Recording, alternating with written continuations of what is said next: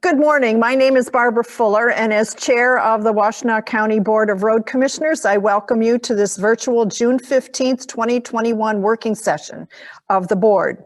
Our Communications Manager, Emily Kaiser, will describe how our virtual meetings operate, how to access the agenda packet, and how people may participate remotely. Emily?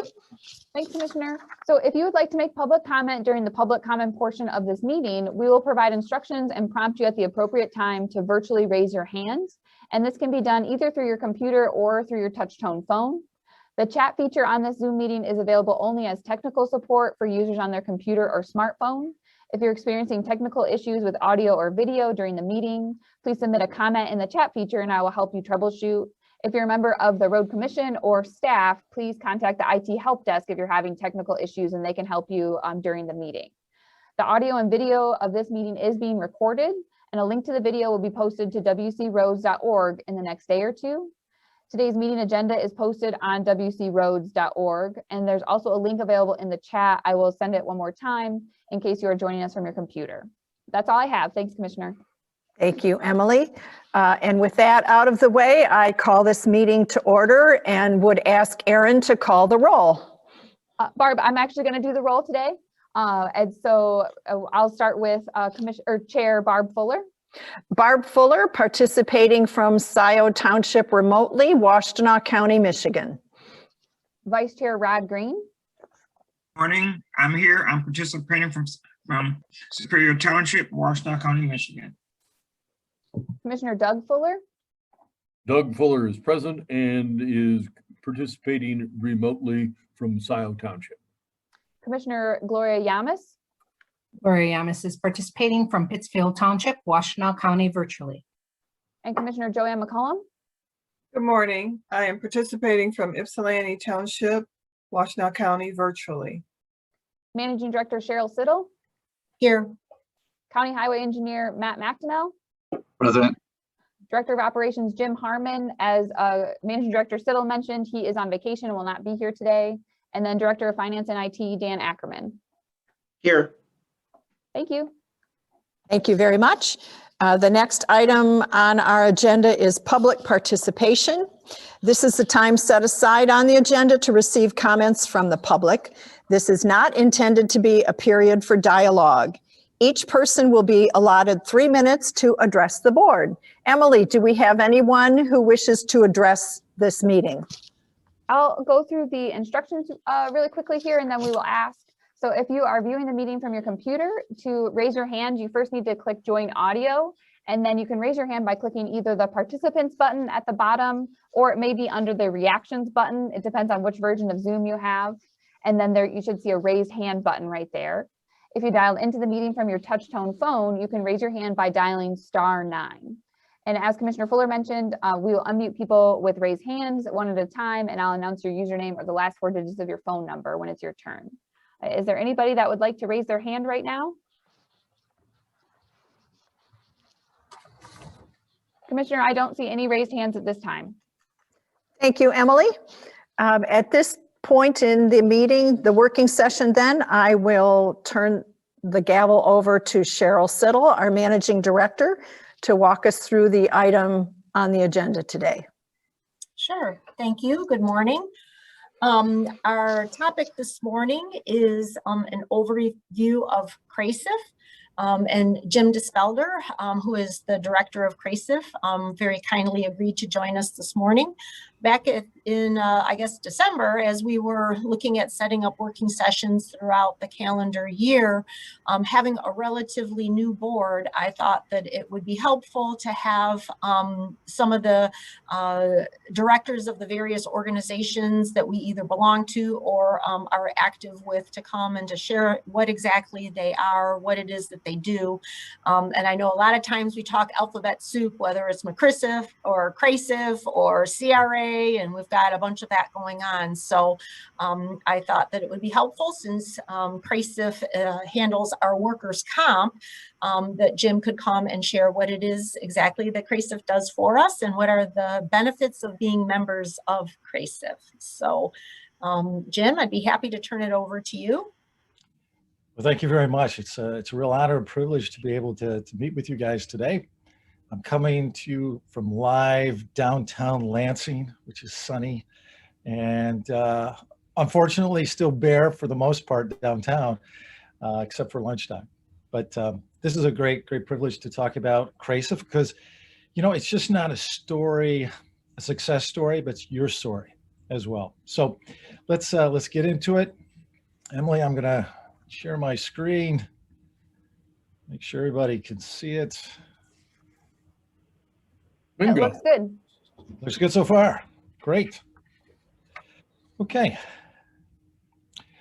You'll notice that we have a logo, and the key part of the logo is Employee Safety Specialist, and that is what we focus on. And as I get into our mission statement, I'll show a little bit more about what the details are of how we go about doing that. And I do want to thank the board just for this opportunity to be present today to share our information. You know, for most people, workers' compensation is an enigma. It's something you hear about, you don't know how it applies, you know, what's it do, what's its purpose. It is required by the state of Michigan. As most workers' comp programs are, they are run by the state. They have no federal involvement, and they have been in existence actually in Michigan since almost, I think, 1919. It is a no-fault system for providing three things: wage replacement, often called indemnity loss, medical payments and services, and then rehabilitation benefits. And when we say a no-fault system, what we're referring to is it's similar like to a Michigan no-fault. What we've done is we've said, rather than having employees sue their employer for injuries, that could be very time-consuming and very costly and ineffective in the long run, that what we're going to do is we're just going to create a system that, as long as it's work-related, then we will pay a portion of their wages. It's not 100%. It's only about 80% of the after-tax wages. We will pay for medical benefits while they're injured until they fully recover. And then for those who are injured and cannot come back to full maximum improvement, there's called rehabilitation benefits, which enables them to be retooled, if you will, to be able to do the current job they're doing or find employment elsewhere. It all has to do with employees injured while at work. Just because someone is employed doesn't make them eligible for workers' compensation. They have to be injured at work. The legal standard is rising out of and in the course of employment. A technical legal term that's often debated at courts and trial, but those two components must exist. And it covers all employees in the state of Michigan. There are some exceptions. For example, federal workers are not covered through the workers' comp of the state of Michigan. They do have their own workers' comp program. Sole proprietors may or may not have workers' comp because of the number of employees that they have. So there's a few exceptions, but basically it covers everybody. Now, as I go through the presentation, feel free to interrupt me if there's anything that's unclear, if you have some additional questions. So in the state of Michigan, for road commissions in particular, what are your workers' comp options? And there's only three. One is you can become an individual self-insured. You can become part of a group self-insured program such as CRASIE, or you buy a commercial for-profit insurance carrier policy. An individual self-insured program, in essence, it's a pay-as-you-go. You hire usually a TPA to administer your claims. You have probably the most control out of every one of these options in terms of how claims go. But it can be very costly and take a lot of time from staff's perspective if you're a fairly large road commission. Jim? Yeah. How many road agencies in Michigan are individually self-insured? That's a great question. I'm going to break that down in just a few minutes. Okay. Okay. So you wait for me. You're always Absolutely. ahead of me. You're always ahead of me. In the commercial for-profit insurance carriers, There's a number of them in the state of Michigan. The accident fund is probably the most aggressive and works with road commissions. So when you look at all these different options, individual self-insured, group self-insured, commercial carrier, and you look at them in terms of some different categories, you find that they each do have pros and cons. The self-insured group program really has most what everybody's looking for in terms of cost, time, expertise. Commercial carriers rarely have people come out and help you in terms of your training. It's purely just a dollar issue, and you do lose control over your claims. It is the responsibility of the carrier to handle your claim. So, Doug, here's a slide you've been waiting for. There are a total of 83 county road agencies, as many of you know. There are 7 county road departments, and there are 76 county road commissions. Now, CRASIE, because it's formed by statute, is limited in terms of its membership, not by choice, but by statute. We cannot insure county road departments. We can insure county road commissions. So when we look at the available members that are out there, we look at the 76. There are 2 individual self-insureds in the state of Michigan for road commissions. There are 5 with commercial carrier, and everybody else pretty much belongs to CRASIE. Now, I'm pleased to announce that we are having another road commission join us as of July 1st, and they are coming from the commercial carrier. So that's going to drop down to 4, and we're going to get to 70. Does that help, Doug? Is that what you're looking for? It does. Would you mind telling us or sharing with us who the 2 individual self-insured road commissions are? Sure. One is Oakland, and the other one is Monroe. Monroe. Yep. Interesting. Thank you. You're welcome.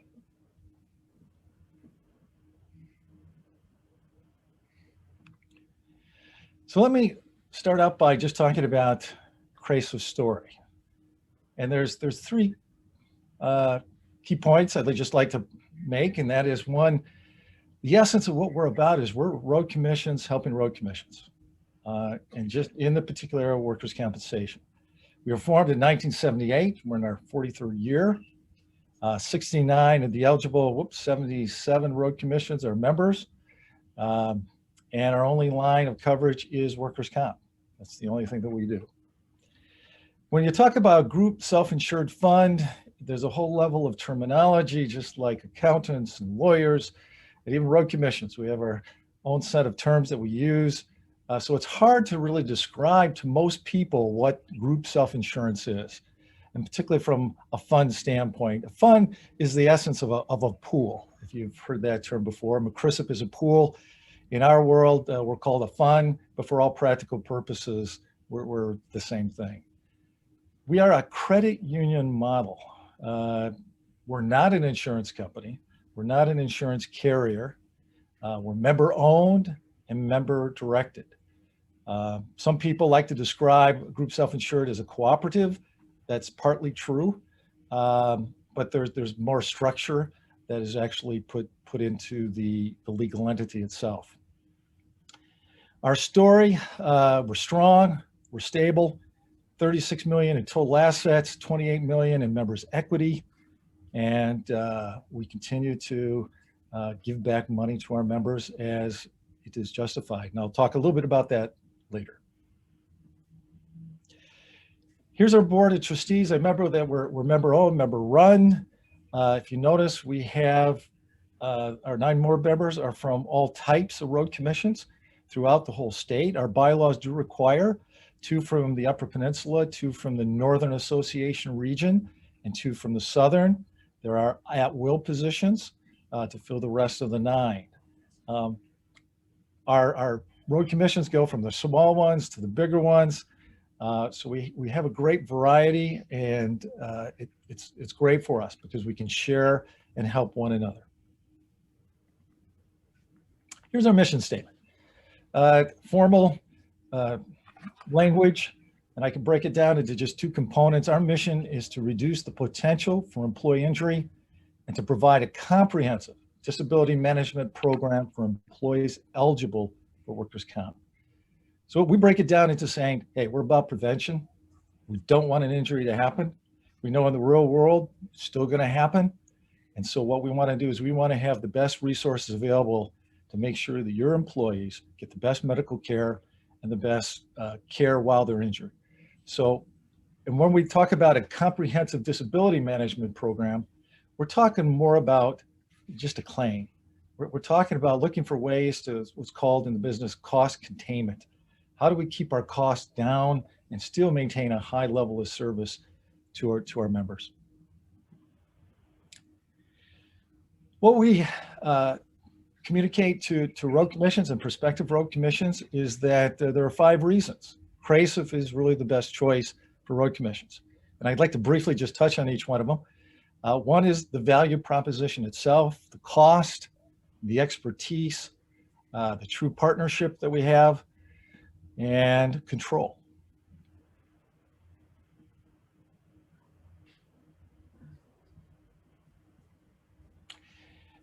First of all, the value proposition. Contrary to a commercial carrier, we value the injured employee above the bottom line. We make sure that even though there are costs from a cost containment standpoint that could be reduced, we choose to make sure that the injured employee gets the best care. A good example is when there is a complicated claim, we do not hesitate to have a medical case manager, which is an outside nurse, come and actually monitor the claim and also to help the injured employee walk through their disability, their temporary disability. That is costly. Insurance companies tend not to do that because it is costly, but because we care about the injured worker, that's what we do. We value long-term relationships and perspectives. The average member in CRASIE has been in for 36 years. That's not bad out of a 43-year existence.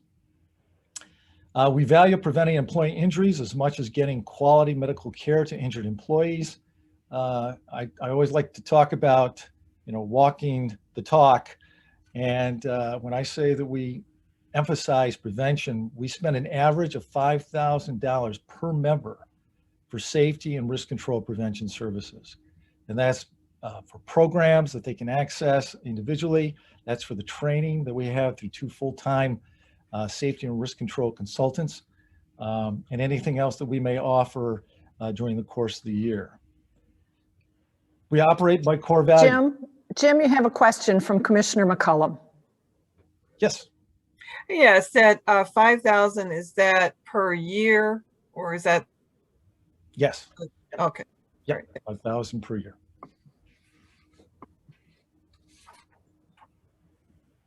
So here are our core values, what makes us tick. We have a commitment.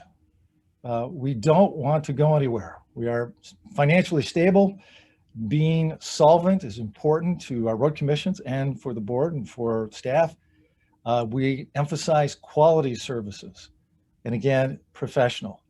As far as commitment is concerned, trust, reliability, relatability to road commission needs, education is again a big part of what we do.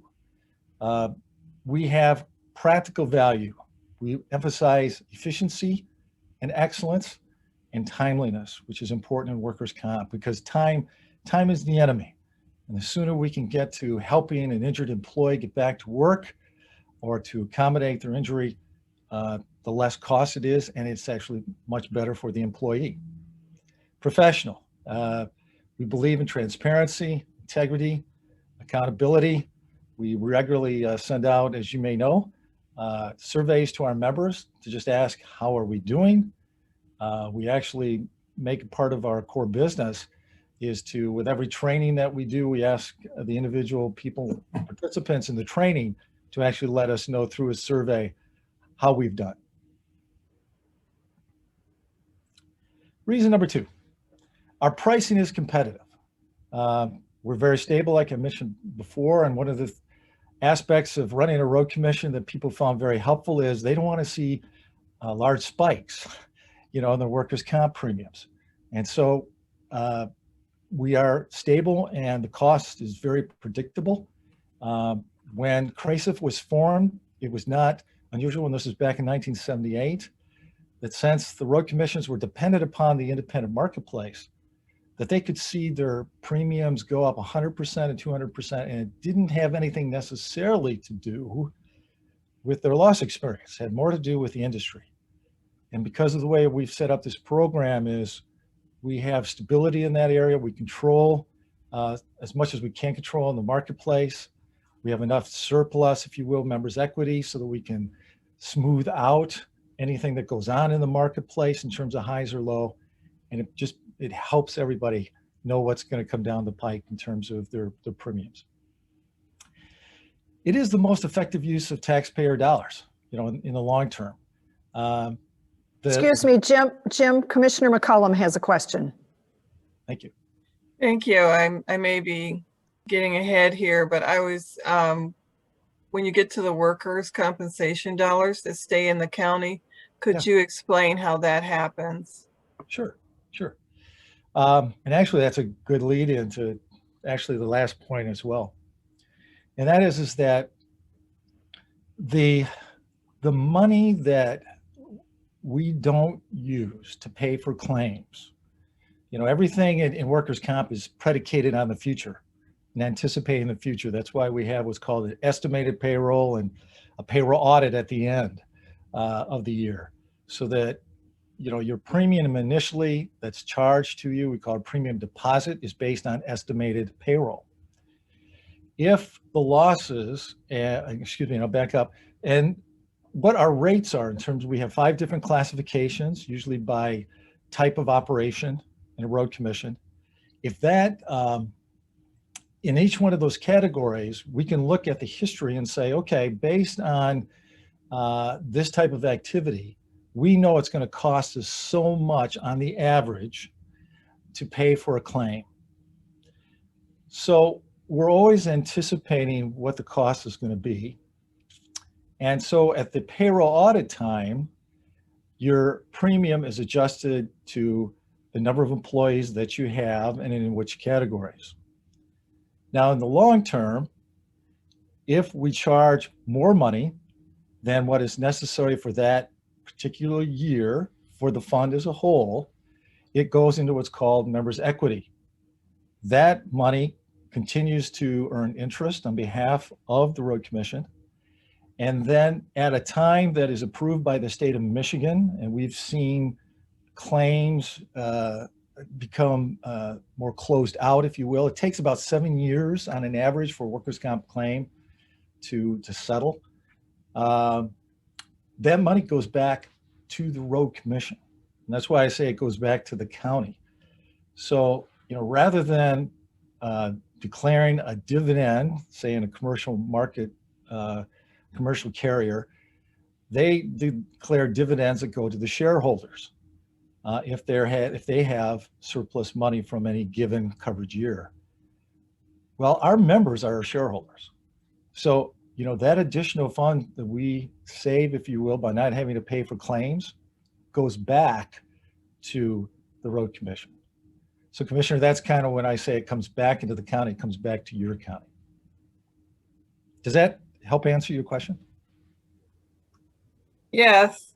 I was sort of looking at that like, it looks like all of the money goes back, but it's not. It's the part that's put into the equity that Correct. comes back.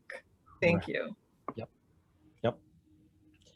And I'm gonna show a chart emphasizing the last part of this comment on terms of the cost, and that the average dividend return for members who've been long-term members of CRASIE, they get about 54 cents back on the dollar that they contribute in terms of their deposit premium.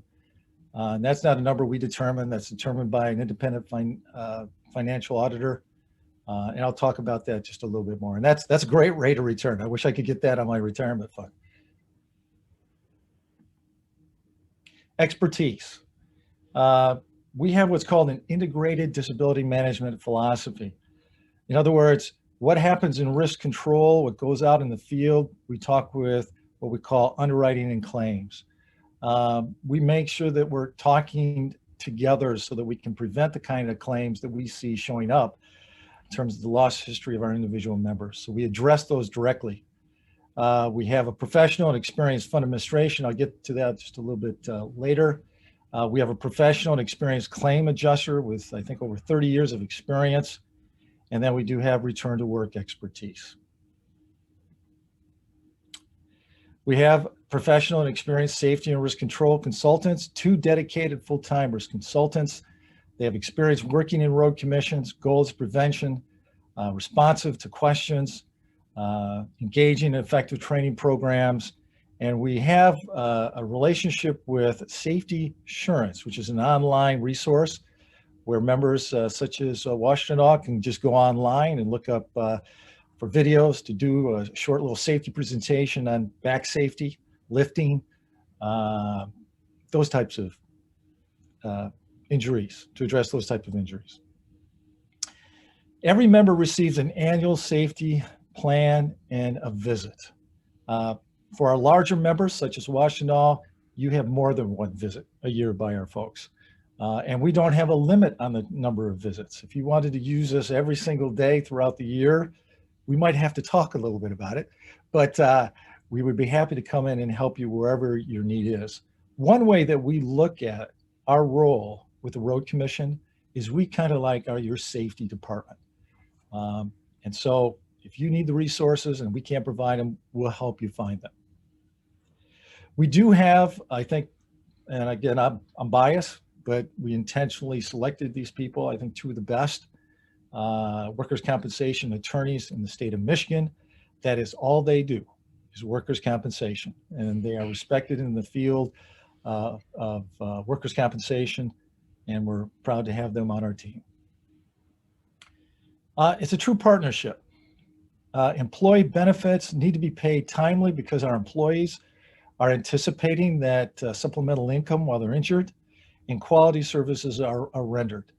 Often what happens with Road Commission is if for some reason the quality of care, medical care is not living up to people's standards, you hear about it. And if you hear about it, we want to hear about it because we've had a few situations, not very many, where we've had a case manager who just didn't get along with the injured employee. And so we took that person off and we found someone that was more compatible. So we're willing to do those kinds of things because we know that that's important. Medical providers are paid on time. If not, what happens is that the employee actually can get have collections come after them if it's not paid. We encourage two-way conversation between claim adjuster and member. Joe probably can speak to this, or some of the other people. This is something that has to go on. There has to be close communication so that we know what's going on for the employee, as well as Washtenaw, to be able to facilitate and handle a claim effectively and efficiently. Control. We're member owned. You are a part owner in the fund. You're just not a member, you're a part owner. It's member run. Washtenaw representative can run for the board of trustees, which determines the fund's direction. I believe, Doug, you're still on the McChrysip board, is that correct? Pending the results of next month's election, yes. Yes, and that's a great example, how you have a say under the property casualty side of things. Currently, you don't have anybody on our board, but obviously you're eligible to run. Member input for settling claims. This is something that most people aren't aware of, nor consider important until something happens. A commercial carrier, say like the accident fund, once a claim is submitted to them, by law, they are responsible for that claim in terms of all the legal requirements, in terms of paying it, seeing it from beginning to end. The policyholder really does not have a say in how things are done. And I know of a couple situations have happened where the care was not the quality care that the Road Commission thought it should be.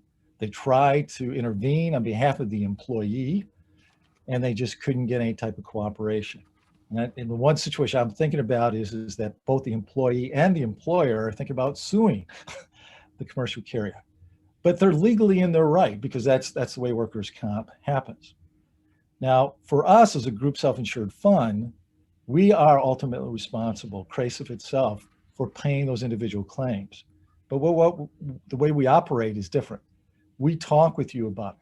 We understand that there are implications to the Road Commission that need to be discussed, whether it be employee morale issues, those types of things. There is discussion. So you have a say in the settlement discussion. Regular safety and risk control visits, talked about that a bit already. I want to just focus a little bit on claims. There are different models for doing what we do in terms of a self-insured group fund. And somewhat of a good illustration is CRASIE, the property casualty pool.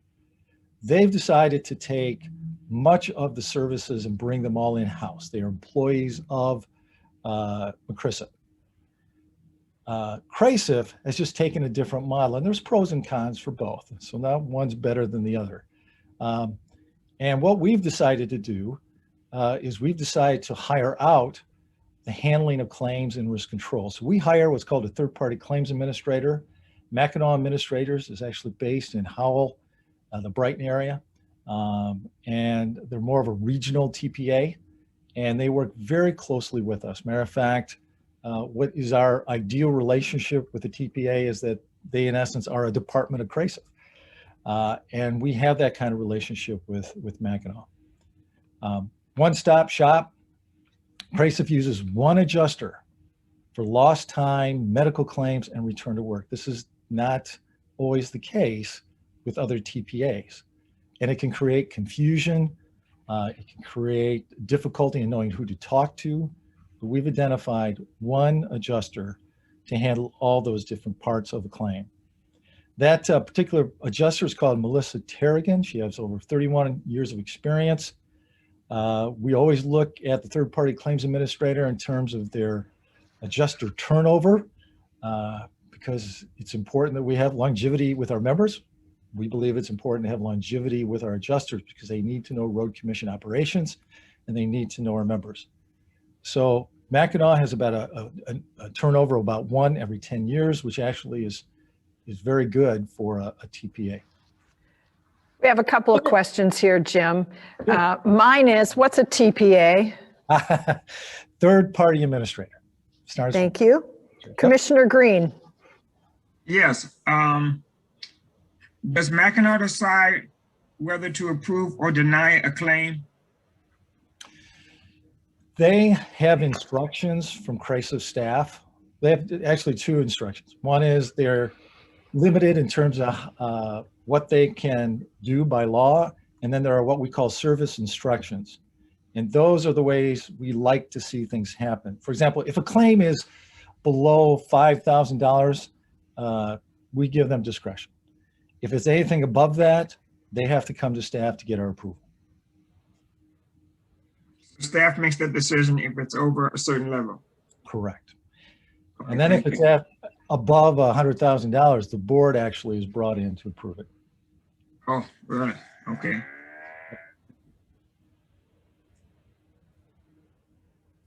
Anything else?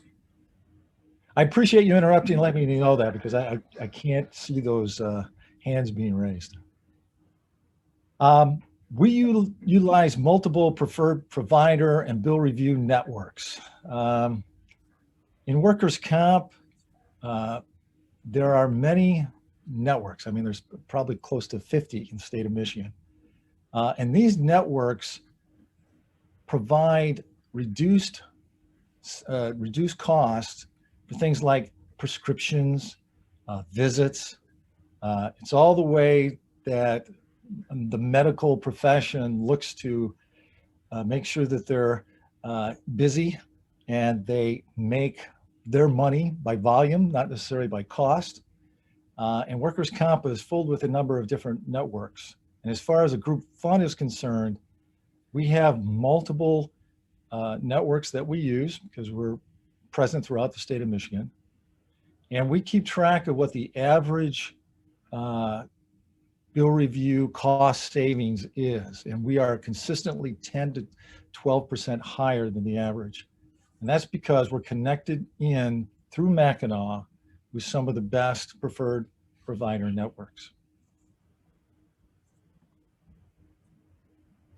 So in terms of claims, our members have access to their claim reports 24/7 through our web-based member portal.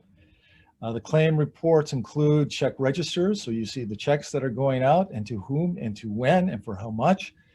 You see claims analysis by cause and body part, claim detail lists, number of claimants by year, what the status is of their claims in terms of reserves, costs, payments, and then again, what are your open claims list. And these are generated monthly and put into the member portal. Jim, I have a question. Yeah. Is this information proprietary specifically for the employee, or does the Road Commission have access to this information as well? This is solely for the employer. So this would just be for you and your staff. Yep. It's proprietary in the sense that some of this information is confidential. And before you would share it with the claimant, it'd be good to talk with your labor attorney or ourselves. But yeah, this is to help you manage and be aware of what's going on with the claim. So what information does the claimant have access to? They have access to the claims adjuster. That's their point of contact. When an injury occurs, they get sent a packet. That packet tells them who their contact is, how things work in the workers' comp world, how to schedule doctor's appointments, how to get reimbursement of costs. So that the claims adjuster really is the point person on that. And that's why that person is very important to us. That's the contact with the employee. In other words, the employee doesn't have an employee portal to which they can go to look at this kind of information. Not at the present time. Okay, just want to be clear on who's got the ball and access to it. And again, if I were an injured employee, what avenues of recourse do I have to understand what's happening on my behalf? Yep. So Cheryl, would that person then be contacting you and Nicole, or the claims adjuster through CRASIE? Well, certainly Nicole does a lot of hand-holding, and I don't mean that in a bad way, but she certainly works very closely with our employees when they are off on workers' comp. Despite everything that Jim and his staff and Mackinac do, it still can be confusing to the employee, Right. especially because there's a lot going on for that person, not just this piece of it. So certainly Nicole does a lot with our employee. And of course, that's also the built-in relationship we have automatically with the employee. But then the other person that is critical in this for the success is the claims adjuster. That's who the employee would be working with, specifically with respect to CRASIE. And if I'm the spouse of the injured employee, will the claims adjuster talk to me? That is up to the claimant. If the claimant, that person's permission, sure. And that does happen. Yeah. A question by Commissioner Yamas. So you mentioned that aren't bills paid directly to doctors and other things? Because you mentioned reimbursement, not everything is handled through claims. Yes, no, that in general, that's true. There is a reimbursement of like mileage costs that gets sent directly to Mackinac administrators. So that's one bill that we take care of directly. Yeah. Okay. And just to emphasize, that claims adjuster position is so important that if we find a claims adjuster is not performing to the level of standards and have the kind of relationship that we know needs to happen, with our members, we replace that person, and we've done that. And it wasn't because that was a bad adjuster. The adjuster just didn't live up to our communication standards. So, you know, impact or input from our members about how that relationship is going is important to us. And if our members aren't getting satisfaction in how things are being done, that's what we're here for. You know, I'm sorry, Commissioner Yamas has another question. So for your claims adjuster, there's only one for all of your members, or is there only one for all members? For all members. Yep. Oh, that's a huge caseload, it seems. You know, it does. The average caseload is about, I mean, in the industry is about 130 to 150 a year. Ours is about 110. Okay. Active files going on. So we monitor that, and that's a great point. We want to make sure that our person is available and is not overworked. That's when the details get missed, right? Yeah. Something else I just want to mention, Barb, you mentioned this about access that members have. This actually is something that the board is looking at this past year. It's on our agenda is what we can do from a technology standpoint to help employees get some access other than just talking with Melissa. But that's something we're looking at. That's actually a really new technology that's out there. But it's interesting that you mentioned that. So I'm just trying to put myself in the shoes of someone who's taking care of the individual at home, and the individual may or may not be at a point where he or she can deal with this situation on their own. And how does that support person support competently if they don't have access to the claims adjuster or the information? And it sounds like you're doing your best to make sure that works. And I'm sure Nicole and Cheryl are great at mitigating those kinds of questions, and probably Alicia as well. So just, and Commissioner Green has a question. Unmute your, there we go. Just thinking about our discussion here, if there's only one person who's acting as a claims adjuster, and if the employee has a problem with that relationship, what recourse does the employee have? You know, because it seems like if they don't get through it to the claims adjuster, they're kind of stuck. That's why, and I agree with you. That's why we have a couple of things in place. One is that we do have knowledgeable and expert people as backups. There really is a team at Mackinac Administrators. For example, Melissa had her son unfortunately die prematurely. Just recently happened. And so she has not been available for the last couple of weeks. So we've had to have people step up, and those things happen in life. But that is a contingency that, you know, as far as CRASIE is concerned, we plan for, and we want to make sure is in place. So I share your concern, and we have a plan. So I guess I'm asking, does the employee have someone else they can turn to, or are they just out of luck? Absolutely. Is there an appeal process? Yeah, they can talk to their supervisor.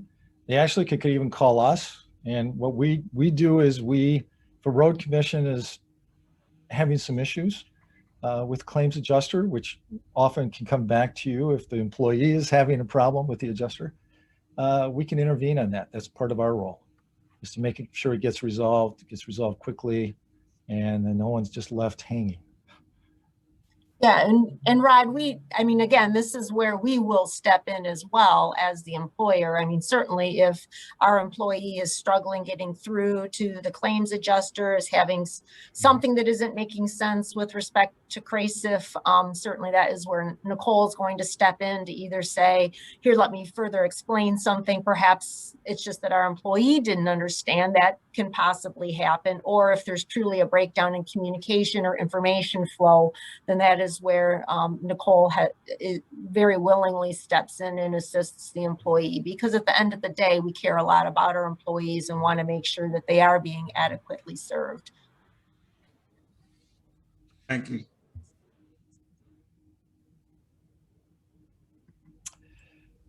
Okay, return to work. You know, when I say that we're committed to a comprehensive disability management program, this is something that is a critical piece to that disability plan. A return to work program is not mandated by the state. It's a good best practice. And it is not something that's mandatory for our members. There are different reasons why members struggle, particularly the smaller ones, in terms of getting people back to work in terms of a modified job. But we strongly support a return to work program. We understand that it can save 10 to 30% of workers' comp cost. It's the best thing really for the injured employee to come back as soon as possible. They feel productive. It's mentally healthier for them. You know, some of us, you know, have struggled with COVID. You know, we're not in the work environment. And somewhat a good illustration of what can happen when somebody's injured and they can't get back to their peers. They can't get back to what they're used to. So there's tons of good reasons across the board why it's a benefit really to everybody. CRASIE does have what we call pre-planned road commission appropriate temporary job tasks that a person can do if they cannot return to their normal job. And I want to give a great shout out actually to Washtenaw. And I don't know how many of you know this, but when we developed these temporary, what we call bridge jobs, Washtenaw was on the team that helped us do that. And we just want to give a shout out to you guys. You're very supportive and it's been very helpful.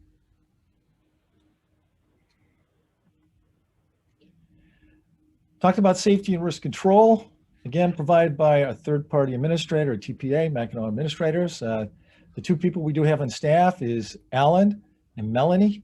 Alan Roden had 16 years working at the Jackson County Road Commission. He's 30 years working in construction in the safety risk control field. I do know that your recent situation where somebody who actually was struck by a vehicle, I think it was James Harmon, I think one of the first people we called was Al. And Al was able to help him, assist him on things to be looking at, how to do investigation, those kinds of things. Melanie, Senior Risk Control Consultant, Occupational Health and Safety Program graduate from Oakland University. Both of these people are passionate about safety, which is important to me. It's just not a job to them. It's about protecting our employees. It's about getting them back to work as soon as possible, but it's about prevention. And they are enthusiastic when they present and very, very engaging, which is important. I come from an education background, so I know how important that is.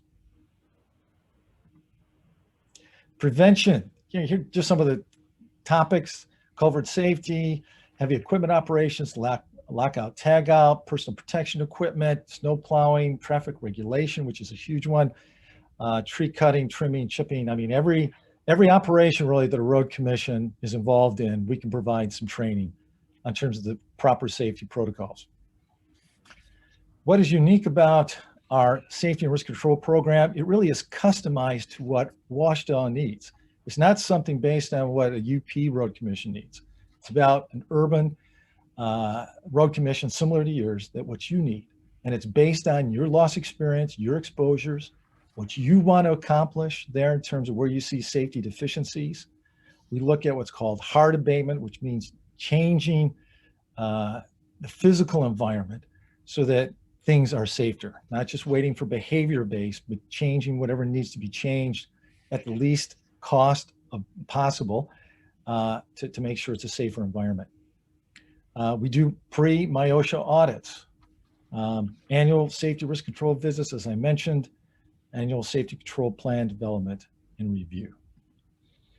We have a toolbox, resources online, again, our risk control consultants, and our workers' comp attorneys are available too to help answer particular questions that you might have related to workers' comp. Dividends. I put this at the end because out of everything that we do, this is the least important for us, but it is a benefit of being part of our program. Dividends are not guaranteed. CRASIE, however, has been able to declare a dividend for 36 out of our 43 years of our existence. The dividends we've distributed back to our members is around $88 million. And I wish they could all go to Washtenaw. So does Washtenaw. Thank you, Jim. Yeah. This is a page right out of our independent financial audit put together by Plant Moran. And it just shows over the years how we've been able to give money back. And almost all of it is a result of prevention, safety, you know, and if we can prevent the losses from happening, despite what the actuaries say, that money will eventually go back to the road commissions. And the 54% I shared earlier is where we're currently at. That 54 cents back on the dollar is given back eventually to our members. Pretty cool statistic.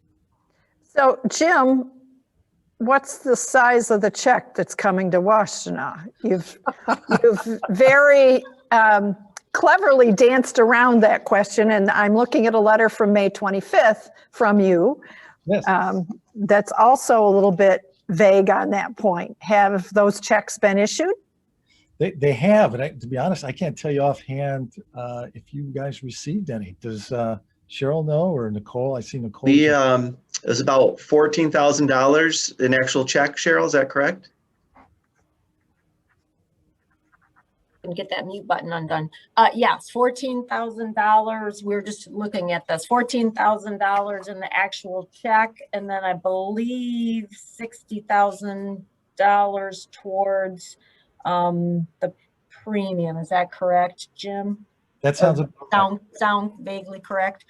Yep. Mm-hmm. Yeah. Thank you.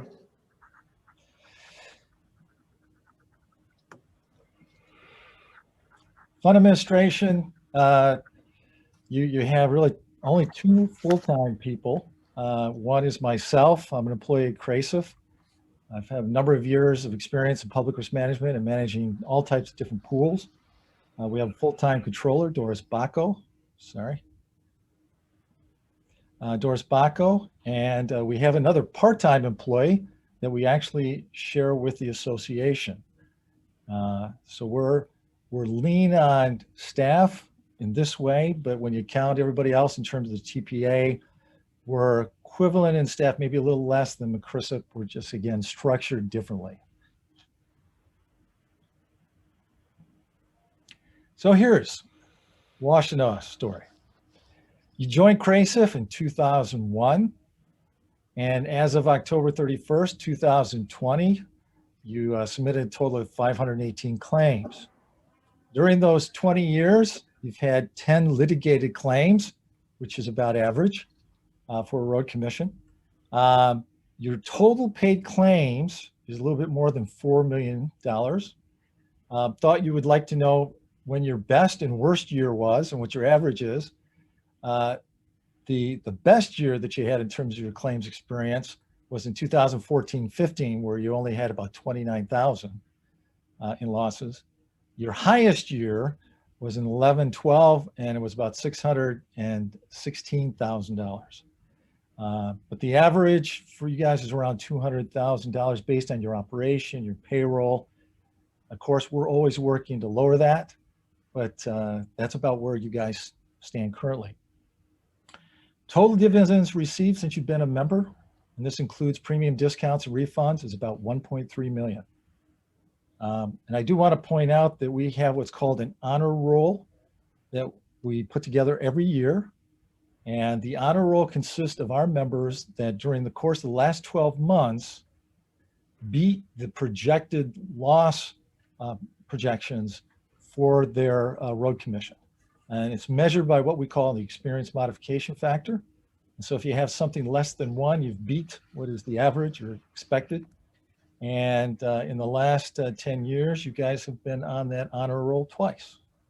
We've only done the honor roll for 10 years. So getting on it twice is a good thing. Like to see more, but that's still good.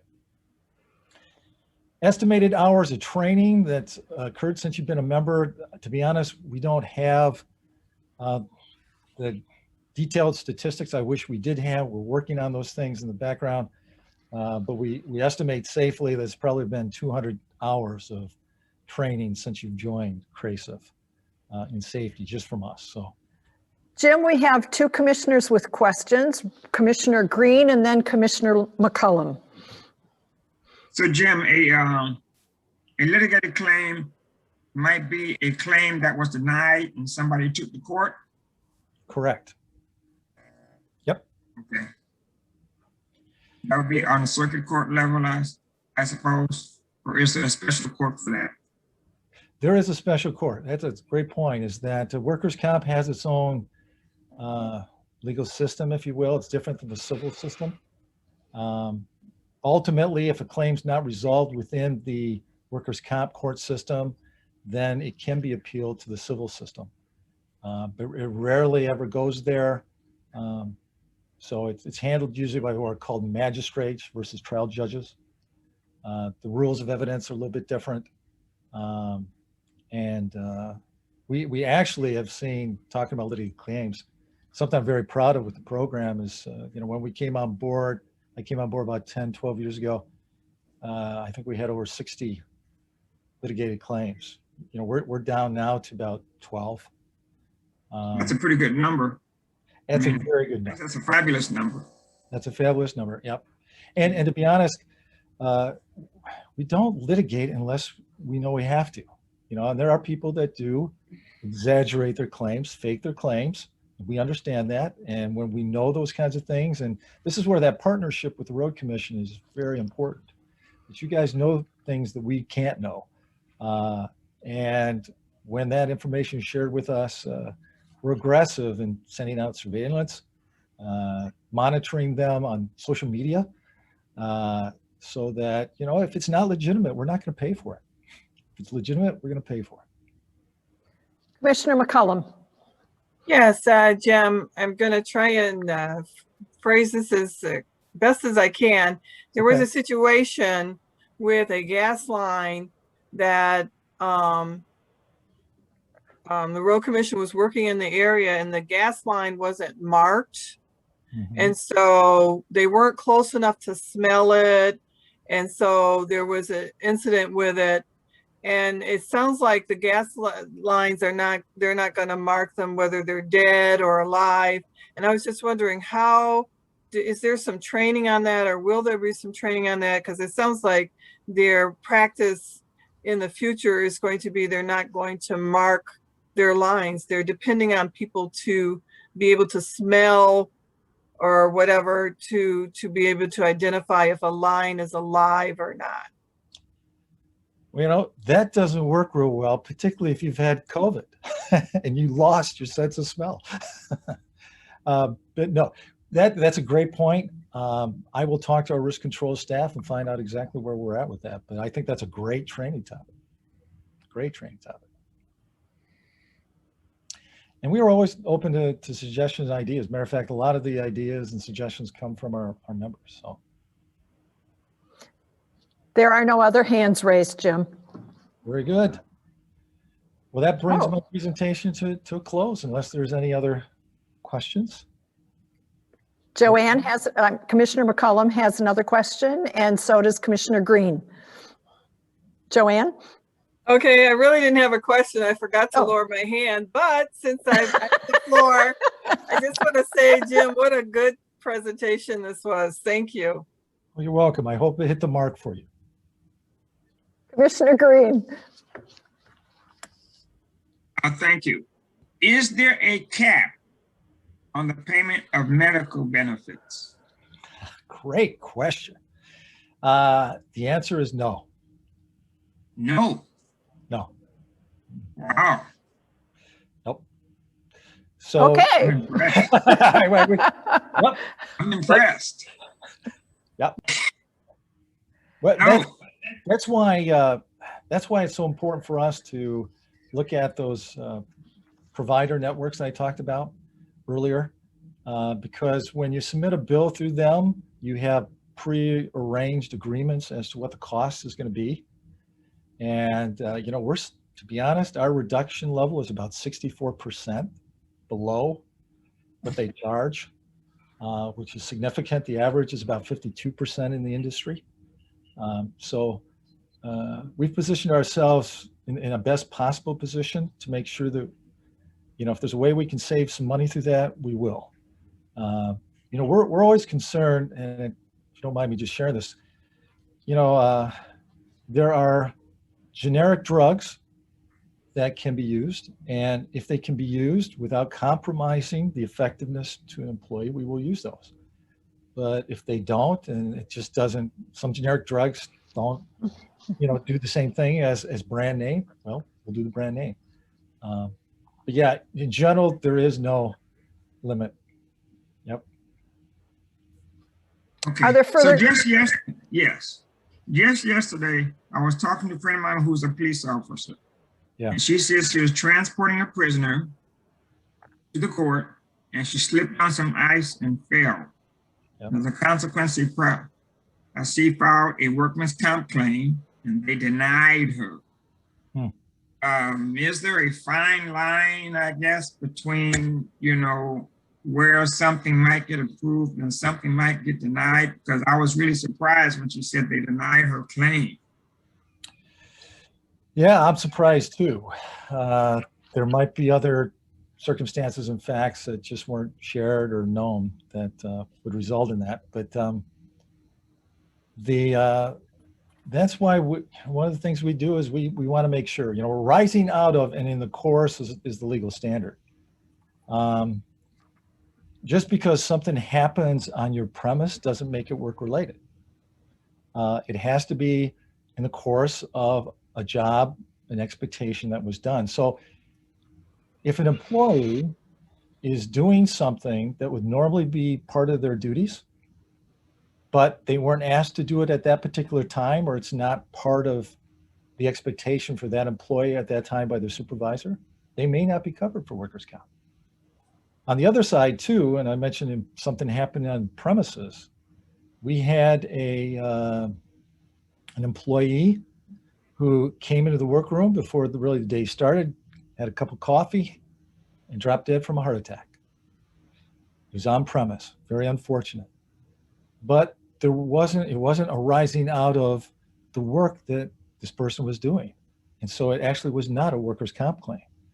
On the other hand, we had a heart attack where someone in the UP got their snow truck, the snow plow, stuck in the side of the road during sub-zero weather, went out there, tried to dig around, you know, the tires to help get it out, suffered a heart attack. That was in the course of employment. He was actually doing something that related to the heart attack. So that we paid. What about the situation when someone acts out of the scope of their particular job? Well, unless there is either implicit or explicit approval or direction by the road commission, that probably would not be covered.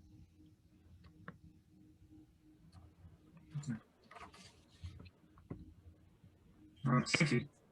Very nice presentation. I hope it was helpful. Do other commissioners or staff have questions for Jim? All right. Cheryl? Well, I would like to thank Jim very much. This was a very informative presentation, very helpful. If you don't mind, we'd like to share the actual PowerPoint slides with the board so that if they want to look back at it, certainly it'll be something that they can reference for future use. Obviously, we very much value the relationship with CRASIE, which is part of why I'm thankful to Jim that he could be here today to share the information. And if it speaks, to me, it speaks volumes to the type of relationship that we do have with CRASIE and with their staff or with Mackinac.